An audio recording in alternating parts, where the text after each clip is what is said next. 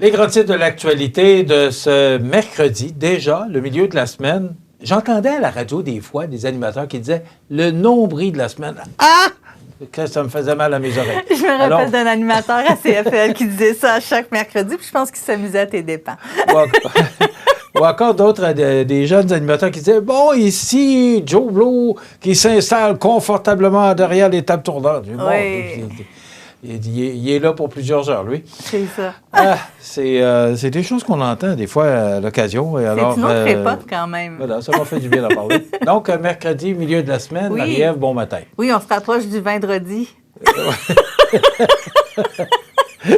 Oui. Écoute, on va ramener ça un petit peu plus sérieux. Oui, parce qu'il y a eu un incendie au cours des dernières heures encore à Montmagny. Là, ça fait 2 incendies dans la même semaine. Oui. Alors que il me semble que c'était plus tranquille de ce côté-là récemment, depuis quelque temps. Là. Alors, c'est un garage cette fois-ci, Michel. Vers 1h30, le service des incendies a eu un appel.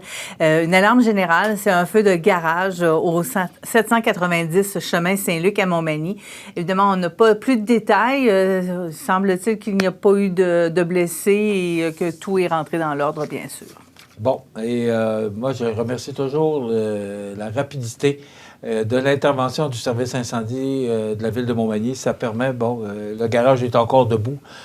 Ça veut dire que les pompiers sont intervenus très rapidement. C'est la même chose quand on parlait de la rue Collin cette semaine. Là. Mm-hmm. Alors, on a un très bon service aux incendies avec Pierre Boucher à la direction pour assurer justement ce service incendie dans notre région.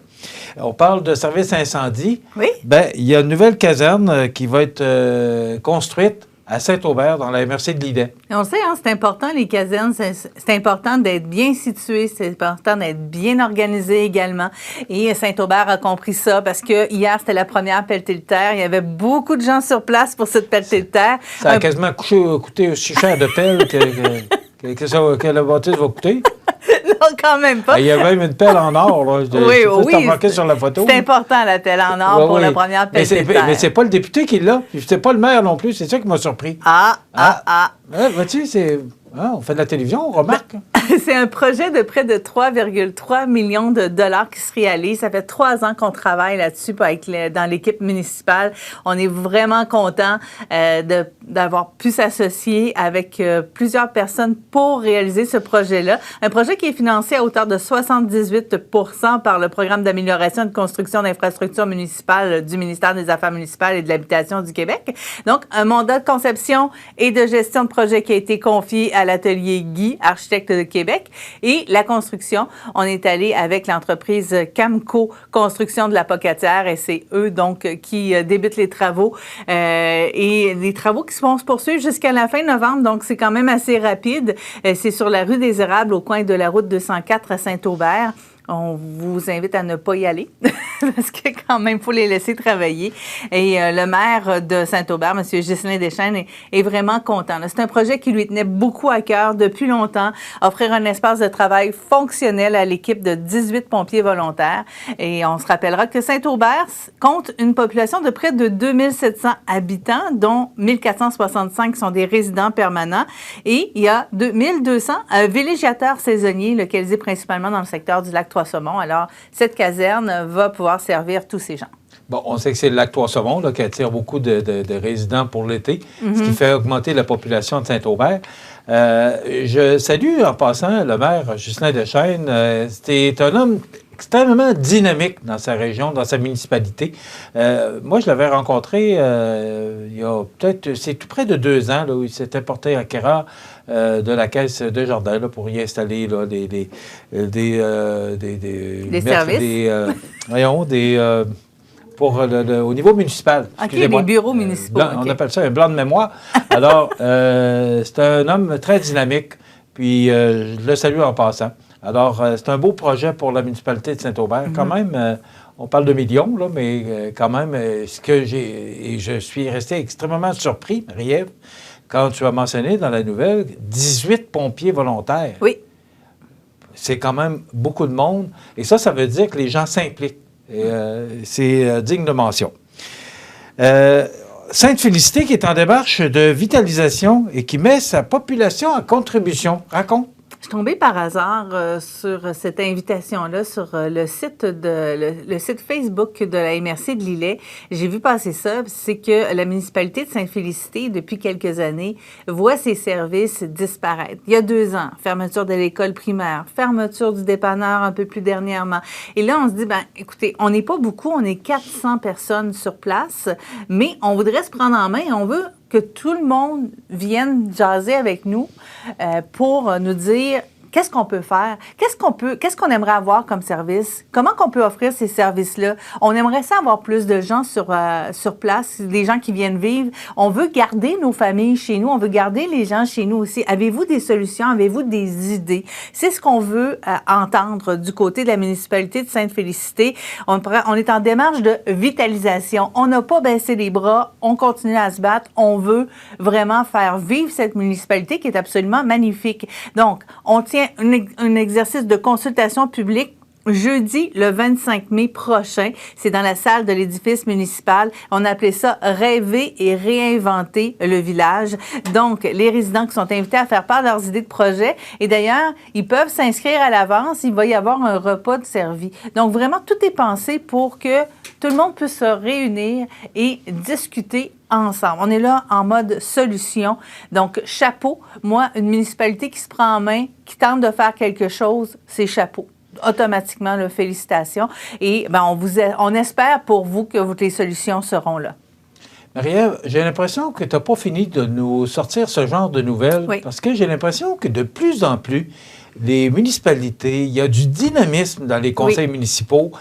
Ça change. Non pas qu'il n'y en a pas avant, là, mais tu parlais de la fermeture d'écoles. Il y a les églises qui maintenant ont d'autres vocations. On fait des bibliothèques avec les églises ou encore des salles de réunion.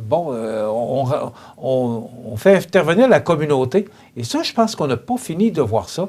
Je félicite les gens de Sainte-Félicité. Je félicite les gens de Saint-Aubert. Oui. Et ça, c'est ce qu'on parle ce matin. Là, mais on va, je pense, au cours des prochaines semaines, voire des prochains mois, on va de plus en plus parler des gens qui se prennent en main dans leur municipalité, qui ne veulent pas perdre leurs écoles, qui ne veulent pas perdre leurs acquis. Je pense que c'est le grand mot, acquis avec un grand A. Mm-hmm. Et les gens ont décidé, on va se prendre en main et on va faire ce qu'il faut dans nos municipalités. Oui. Et ça, ça vient des politiciens qui sont en place, qui disent, attendez un petit peu, là, on va s'impliquer et on va embarquer dans la parade. Alors, bravo à ces gens-là qui font tous les efforts, justement, pour que leur municipalité continue à fleurir. Oui, puis Michel... Au mois de mai, alors fleurir. Tu sais, Michel, on dit souvent, là, c'est un adage, là, aide-toi et le ciel t'aidera. À quelque part, ils ont décidé de se relever les manches puis de pas attendre après les autres. On dit, on va le faire nous-mêmes. On va le faire. On va mettre en branle des projets et on va faire notre possible. Comme ça, si jamais ça fonctionne pas,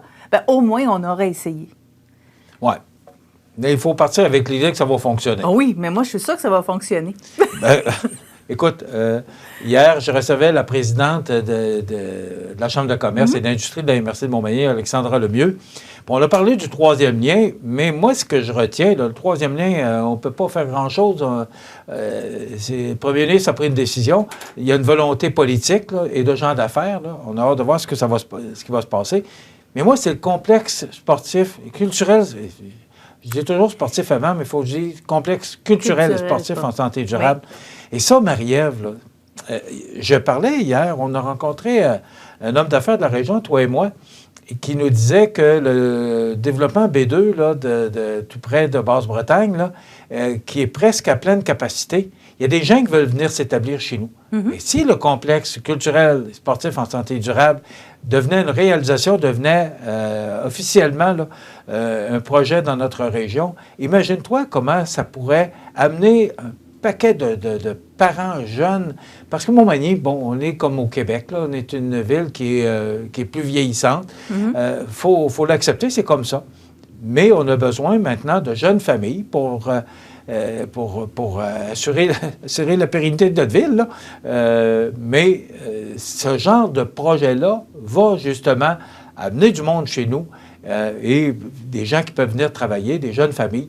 Alors, il faut que ça se fasse. Et Alexandra Lemieux parlait hier, justement, qu'elle prend à cœur ce projet-là, qu'elle a bien l'intention, aux côtés des politiciens, entre autres, du maire de Montmagny, mais aussi tous les maires de la MRC de Montmagny, Marie-Ève, ont entériné, ont voté à l'unanimité pour que ce projet-là se réalise, qu'on mette tous les efforts, que la MRC mette tous les efforts.